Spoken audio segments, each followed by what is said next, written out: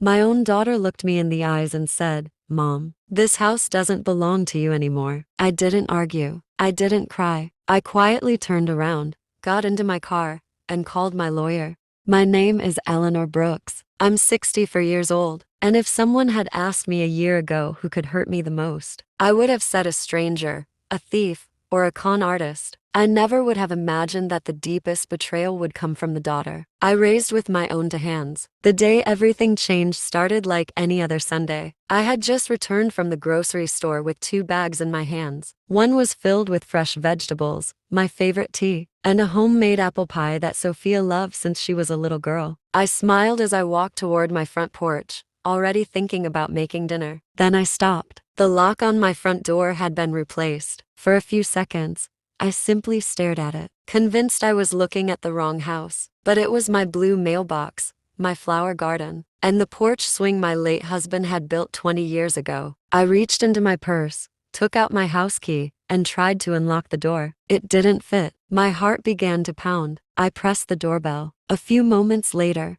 the door opened. Standing in front of me was my daughter Sophia. She wasn't smiling. She wasn't surprised to see me. She looked as if she had been expecting this moment. "Mom," she said quietly, "you should have called before coming over." I frowned. "Called?"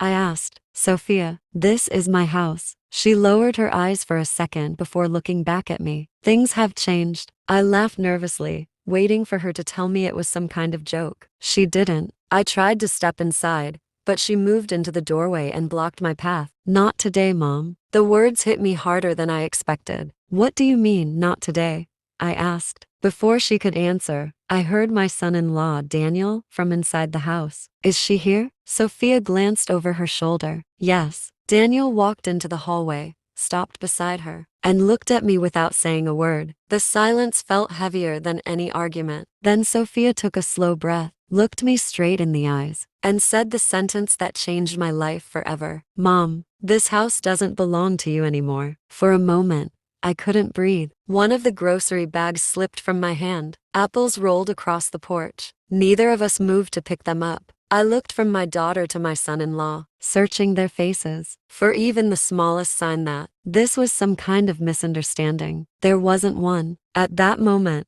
I realized this wasn't a family disagreement. Someone had stolen something from me. I just didn't know how much, or how long they had been planning it. Eleanor stood frozen on the porch, unable to take her eyes off her daughter. "What do you mean this house doesn't belong to me anymore?" she asked, her voice calm despite the storm building inside her. Sophia folded her arms. "Mom, please don't make this harder than it has to be." Daniel stepped forward. "We've been trying to figure out the best way to tell you." "The best way?" Eleanor repeated. "You're standing in the doorway of my own home telling me I can't come inside." No one answered. She looked past them into the living room. The furniture was exactly where she had left it that morning, but something felt different. Several cardboard boxes were stacked against the wall. Papers covered the dining table. 2 strangers in business. Clothes quietly gathered folders and avoided eye contact. "Who are those people?" Eleanor asked. Daniel hesitated. "They're helping us with the paperwork." "What paperwork?" Again,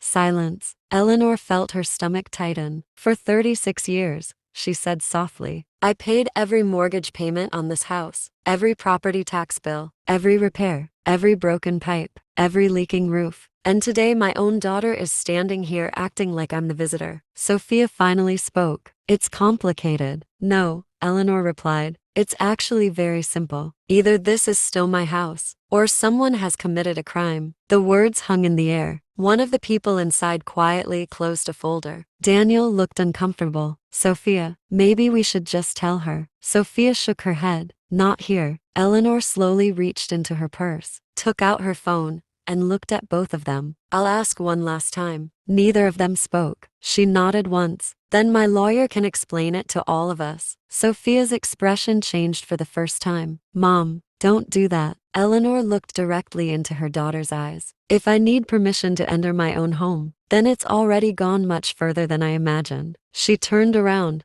walked back to her car, and locked the doors behind her. For nearly a minute she simply sat there, staring through the windshield. Then she opened the glove compartment, pulled out an old business card she had kept for years, and dialed the number of attorney Margaret Collins. When the call connected, Eleanor spoke only one sentence. "My daughter just told me that my house doesn't belong to me anymore, and I think someone has forged my name." There was a brief silence on the other end. Then Margaret answered in a calm voice, "Mrs. Brooks, don't go back inside that house. Come to my office immediately and bring every document you have." Eleanor started the engine. As she drove away, she looked once in the rearview mirror. Sophia was still standing in the doorway, watching her leave. Neither of them knew that this drive would begin a legal battle that would expose secrets hidden for months and change their family forever. Margaret Collins' office was only 20 minutes away, but it felt like the longest drive of Eleanor's life. After listening carefully to everything, Margaret opened the county property records on her computer. A few minutes later,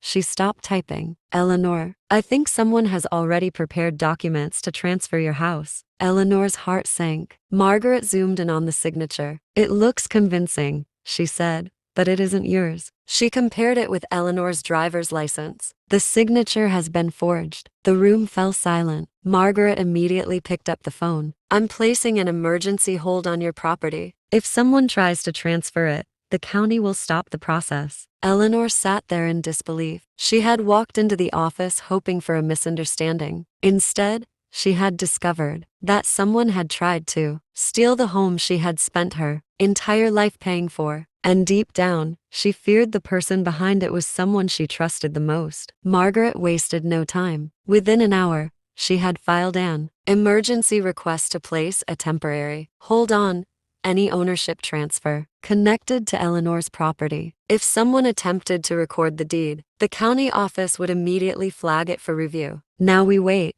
Margaret said. Eleanor shook her head. "I don't want to wait. I want answers." Margaret nodded. "And we'll get them. But we need evidence, not assumptions." The next morning, Margaret received a call from the county recorder's office. The employee on the line sounded concerned. "There was another inquiry about Mrs. Brooks' property yesterday afternoon." Margaret's eyes narrowed. "Do you know who made it?" "Yes." A long pause followed. "The request came from someone using Sophia Brooks Carter's authorization." Margaret slowly placed the phone on her desk. She looked at Eleanor. "I wish I had better news." Eleanor already knew. It was Sophia. Margaret nodded. "It appears she has been making inquiries about transferring the property for several weeks." Eleanor closed her eyes. She wasn't crying. She was trying to understand how her little girl, the child who used to leave handwritten Mother's Day cards on the kitchen table, had become someone capable of this. Just then, Margaret's assistant hurried into the office holding a large envelope. It just arrived by courier. Margaret opened it carefully. Inside were copies of financial records, restaurant loan notices, overdue payment demands, final collection warnings. Everything pointed to one conclusion: Sophia and Daniel were drowning in debt. Margaret looked at Eleanor. "I think we've found the motive." Eleanor stared silently at the papers. For the first time, the pieces of the puzzle began to fit together. This wasn't just about a house. It was about desperation. And desperate people often make dangerous decisions.